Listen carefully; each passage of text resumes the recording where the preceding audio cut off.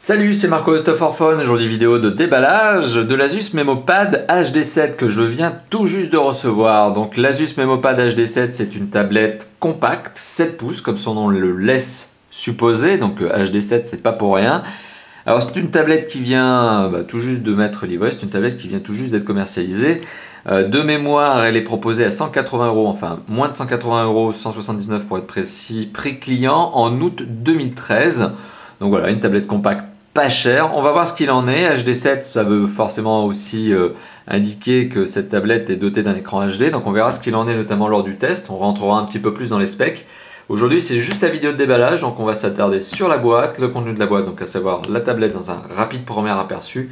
Et puis surtout les accessoires qui sont fournis avec. Alors la boîte, sur la face avant, qu'est-ce qu'on retrouve? Visuel de face de la tablette, de profil et aussi les différentes coloris, puisqu'il faut savoir que la tablette est proposée en 4 déclinaisons couleurs.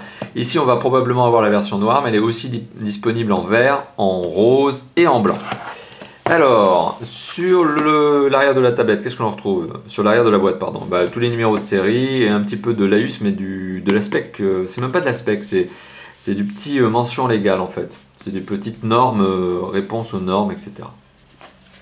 Sur le côté droit, rien. Sur le haut, le rappel du nom du produit. Sur le bas, la marque. Voilà, bon, ça va très très vite au niveau de la boîte. Alors une fois la boîte ouverte, on l'atterrit ni plus ni moins que sur la tablette en elle-même, laquelle est extrêmement bien protégée comme d'habitude. Là-dessus, il n'y a pas d'inquiétude. Dans son petit sachet plastique. Alors une tablette compacte 7 pouces. Certains pourraient dire qu'elle n'est pas sans rappeler la fameuse Nexus 7. Et ça n'est pas pour rien, puisque vous le savez, c'est Asus qui fabrique les Nexus 7. Donc on n'est pas forcément très éloigné d'une Asus Nexus 7. Voilà, donc effectivement, très bonne prise en main, puisqu'il s'agit d'une tablette compacte, donc ça s'utilise comme ça, prise en main d'une main, et puis utilisation de l'autre main. Donc voilà, bonne prise en main. On a toujours un dos en revêtement légèrement soft skin, un capteur photo qui fait une légère excroissance à l'arrière, le marquage Asus à l'arrière de la tablette, le bouton de contrôle de volume plus-moins et le bouton on-off sur le côté droit, rien sur le côté gauche si ce n'est peut-être ici un emplacement pour micro SD, oui ça va être ça, et en dessous le haut-parleur. Le jack 3.5, l'entrée micro et le micro USB sur le dessus. Et voilà, pas de saule, mais c'est déjà pas mal. Puis c'est une tablette compacte.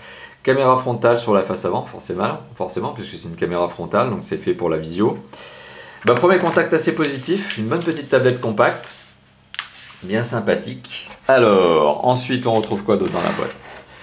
Eh bien on retrouve de la petite documentation. Donc une carte de garantie, on retrouve un petit guide utilisateur. Alors le tout est en anglais parce que la version qui m'a été livrée est sûrement une version anglaise. Ensuite on retrouve un câble USB micro USB que voici, qui je l'imagine a une bonne longueur puisque on le voit, il a été entortillé probablement alors soit par le précédent testeur, mais je doute que cette tablette ait déjà été testée. Je pense que c'est directement l'agence RP d'Asus qui a dû valider que ça marchait bien. C'est un peu leur chose en ce moment, ils vérifient toujours avant de m'envoyer un produit que tout marche bien. Je sais pas pourquoi, ils ont un peu peur peut-être. Là on retrouve donc le câble USB, micro USB, ok, et effectivement il y a la longueur de câble.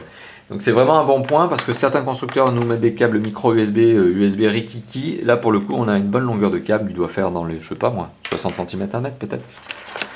On retrouve un adaptateur secteur, un grand classique chez Asus, donc format France.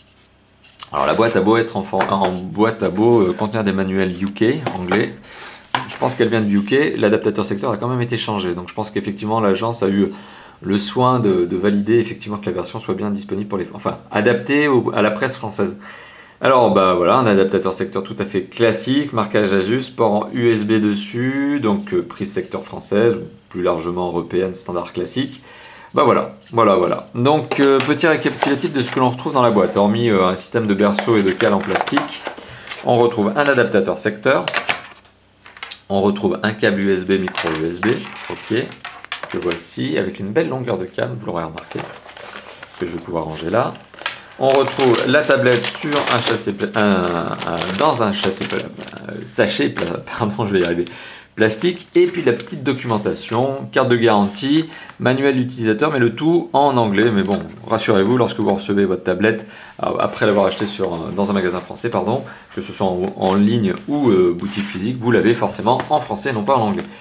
Voilà, ben, merci d'avoir visionné cette vidéo. Donc une vidéo de déballage de l'Asus Memo Pad HD7, une tablette compacte 7 pouces HD, vendue à moins de 180 € que je vais donc très prochainement vous proposer en test article et test vidéo. Merci d'avoir visionné cette vidéo. À bientôt. Ciao, ciao.